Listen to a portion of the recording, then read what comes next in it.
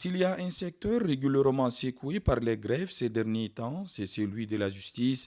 Les hommes en touche particulièrement ont débrayé une bonne partie de l'année écoulée. C'est le cas également en 2023 avec des grèves sèches et illimitées pour protester contre ce qu'ils qualifient comme une indifférence du gouvernement face à leurs revendications. Une situation qui ne saurait perdurer pour le chef de l'État, général Mohamed Idriss Déby Itnou. En sa qualité de président du Conseil supérieur de la magistrature, il a voulu par cette audience écouter, comprendre et surtout agir pour solutionner durablement les problèmes qui entravent le bon fonctionnement de la justice. Après échange, un terrain d'entente a été trouvé et des promesses fermes sont faites par le chef de l'État, de quoi donner de l'espoir, relève Taouka Bruno, président du syndicat autonome des magistrats du Tchad, Siamat. Vous n'êtes pas sans savoir que nous avons été en grève toute l'année 2023. On a peut-être travaillé 3 à 4 mois seulement. De cette situation, beaucoup de choses ont été soulevées. Par exemple, l'amélioration de nos conditions de travail, la dotation en moyens roulants et aussi le traitement d'une manière générale a été revu. Donc, nous avons estimé que le chef de l'État seul pouvait régler ce problème.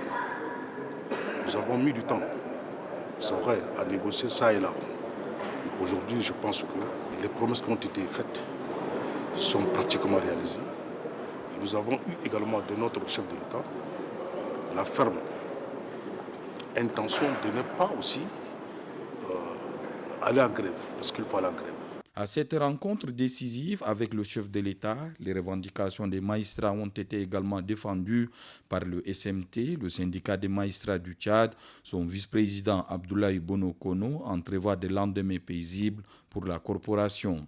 Le chef de l'État a vu mieux s'y impliquer, c'est-à-dire pour régler lui-même personnellement les problèmes que rencontre la justice.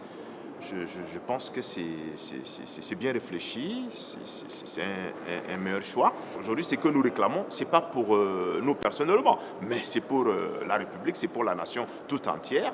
Et donc, nous remercions le chef de l'État pour cette rencontre et pour ses promesses.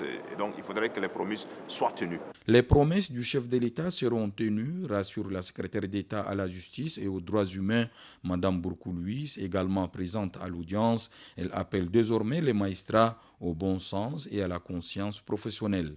Avec la transition, on ne peut pas tout faire à la fois.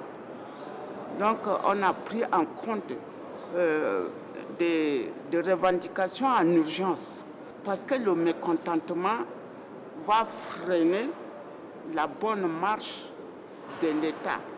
Puisque nous sommes en transition, on voulait qu'on s'entende pour l'amour de notre pays, de notre patrie. Les principaux points discutés lors de l'audience feront l'objet d'une restitution à la base, expliquent les leaders syndicaux qui sont animés également par la même volonté que le chef de l'État, faire tourner la page des grèves et garantir un bon fonctionnement des services de la justice.